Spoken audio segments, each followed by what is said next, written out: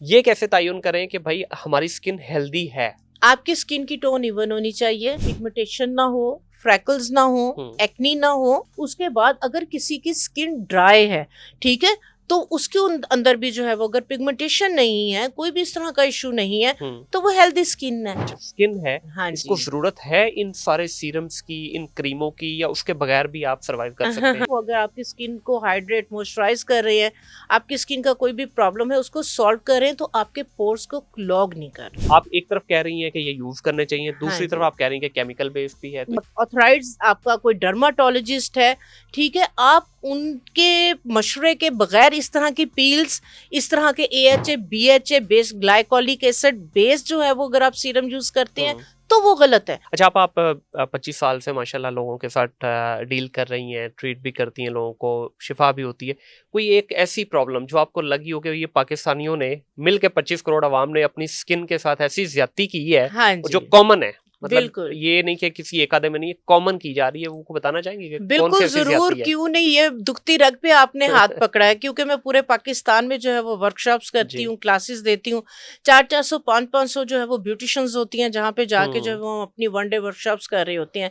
तो जो चीज़, जो प्रॉब्लम देखती हूँ ना, और तकलीफ बहुत पेनफुल है, वो ये है कि जो केमिकल बेस जो है वो क्रीम्स, मर्करी स्टेरॉइड बेस्ड जो क्रीम्स लगा के अपनी स्किन के बैरियर को, स्किन को जो डैमेज किया हुआ है, उसमें लड़के भी हैं, मर्द हजरात भी हैं, खवातीन भी हैं, बच्चियां भी हैं।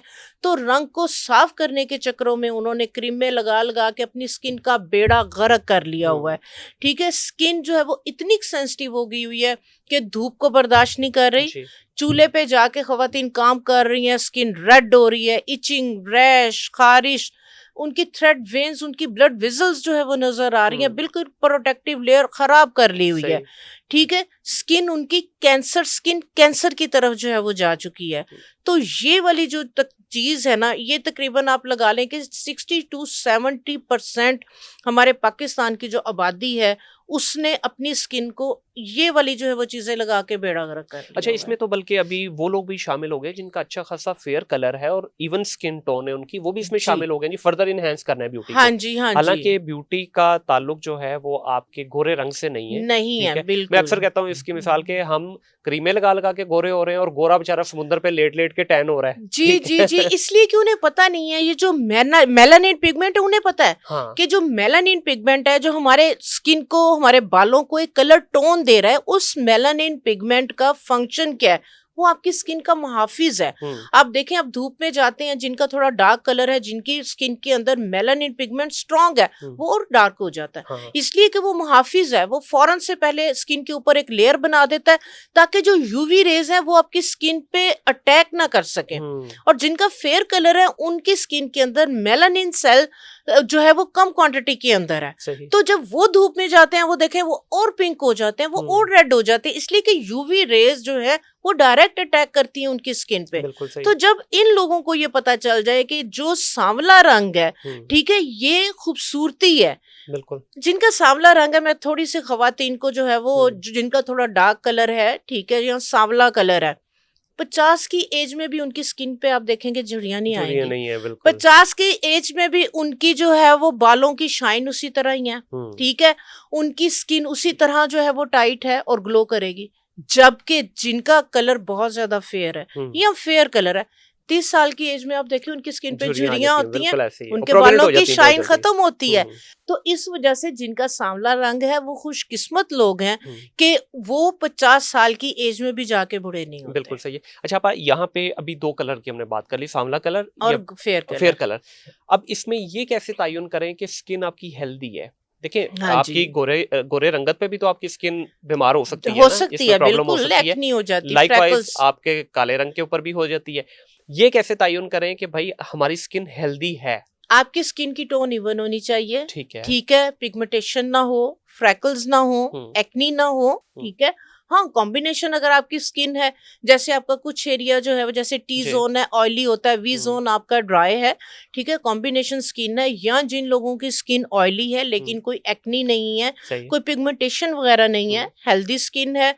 उसके बाद अगर किसी की स्किन ड्राई है, ठीक है, तो उसके अंदर भी जो है वो अगर पिगमेंटेशन नहीं है, कोई भी इस तरह का इशू नहीं है, तो वो हेल्दी स्किन है। ठीक है। हाँ, जिन लोगों की स्किन जो है वो इवन टोन नहीं है, उनकी टैनिंग हो रही है, उनकी जो है वो पिगमेंटेशन हो रही है, उनके फ्रैकल्स आ रही हैं या एक्नी हो रही है, एक्नी इतनी स्वेयर है कि वो एक्नी बाद में जो है वो निशान छोड़ रही है, खड्डे पड़ रहे हैं स्किन के अंदर, गड़े पड़ गए हैं, ठीक है, इस तरह के अगर आपके इशू हैं, तो फिर आप लाजमी तौर पे जो है वो अपनी स्किन की थोड़ी सी जो है वो केयर करें कि क्यों पिगमेंटेशन हो रही है, एक्नी हो रही है तो क्यों हो रही है, अगर आपकी एज 30 है, 35 है, 40 है तो झुर्रियां आ रही हैं तो क्यों आ रही हैं, तो उन चीजों को आप ट्रीट करें। बिल्कुल सही। अच्छा, पर दुनिया के बहुत बड़े बड़े ब्रांड इस वक्त जो हैं उन्होंने भी मुख्तलिफ क्रीमें जो हैं वो लॉन्च की हुई हैं, मुख्तलिफ सीरम्स लॉन्च किए हैं। अच्छा, पहले क्रीमें चल रही थी, अब क्रीमों को थोड़ा रिप्लेस कर दिया सीरम्स ने, तो उसमें भी वो पूरी डे की रूटीन बताते हैं आपको, बल्कि उसमें वो कहते हैं जी डे क्रीम आपकी अलग होनी चाहिए, आपकी जो नाइट क्रीम अलग होनी चाहिए, इर्रिस्पेक्टिव कि आपका रंग गोरा है, काला है, सांवला है,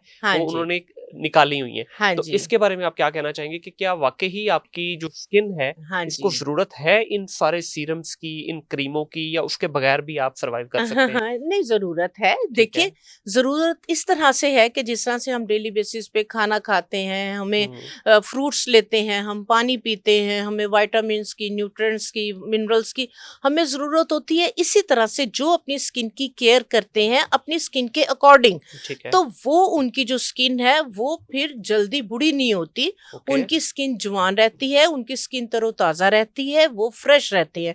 तो इसलिए अपनी स्किन की जो है वो केयर करना बहुत ज्यादा जरूरी है। जहां तक अगर हम बात करते हैं सीरम्स की, जो सीरम्स हैं वो क्रीम की निस्बत सेफ है। अच्छा। इसलिए कि वो आपके पोर्स को क्लॉग नहीं करते, ठीक है। अब बेस जो क्रीम्स के अंदर जो बेसिस हैं, वैक्सेस यूज होती हैं, वो आपके पोर्स को क्लॉग कर देती हैं, ठीक है, जिससे आपकी स्किन सांस नहीं ले पाती।